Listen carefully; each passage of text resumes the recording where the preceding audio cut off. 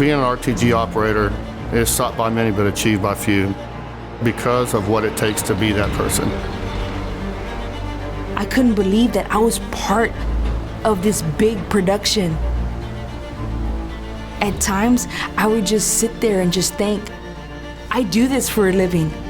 This is my life. When I sat in my seat, I was like, okay, you got this. I had found the job that I fell in love with.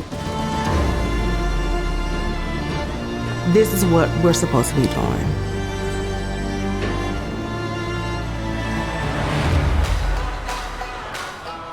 My dad had been with the ILA for many, many years. I didn't really want to do what my dad did. I wanted to kind of find my own lane. I joined the ILA because I got tired of driving over the road. My kids was getting older, they was having grandkids, and I wanted to be here. I just decided that I wanted a career change and just so happened to drive over the bridge one day and I looked down and I said, I want to work there. It just pulled me towards it. Every morning my alarm would go off, I'd get up and I'd come over here anticipating that I would get a job, but if I didn't let that discourage me. When I didn't get a job, I didn't leave at 7. I stayed to 12 o'clock jobs. If I didn't get one at 12 o'clock, I stayed to 3 o'clock. One day, they needed a person for a job. By the grace of God, the guy picked me, who is now my husband. He gave me my first job. The first job I had pulled out of the hall was a bracing job. I didn't know what a bracer was. I just knew that I got a job. I wanted to be certified in everything I could so that no job would pass me by. After the Big John came the top loader, and then worked my way up for the pencil. Being a woman and being able to work the pencil and to go out there with the confidence that I'm gonna do it, I was so excited. I did that for a few years, and then here comes the crane. It was just a natural progression for me. From the truck, I knew I wanted to get in the crane. I am a firm believer that there is no progress without sacrifice. You are the master of your own destiny. I first signed up for the crane in 2014. I signed up again in 2015. These 3 ladies here, they didn't just walk in here and, hey, I'm gonna go in a crane. They worked to achieve it, ran multiple pieces of equipment, and when the opportunity came to the door knocking, they answered. I lost my dad in 2013, and so I could feel him pushing me to go further.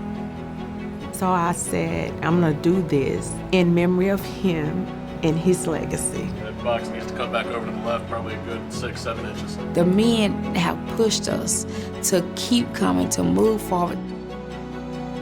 Other women before us had tried, but they didn't complete the program, so we all wanted to see each other succeed in this.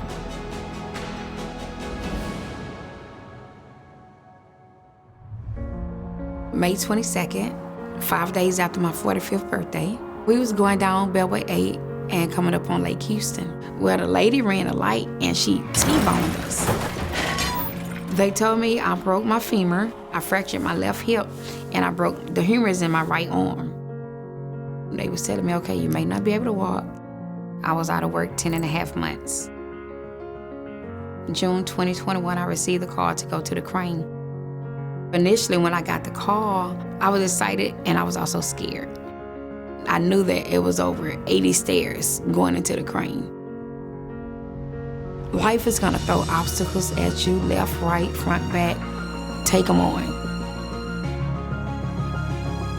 I started my training in August. I was certified in November. One of the first 3 females, I did it. We all did it together. We had each other's back and we made history. I felt a sense of completion.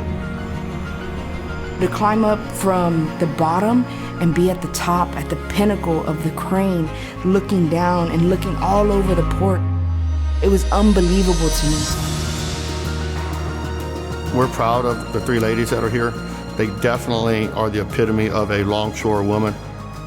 It's opened doors tremendously for everybody across the country.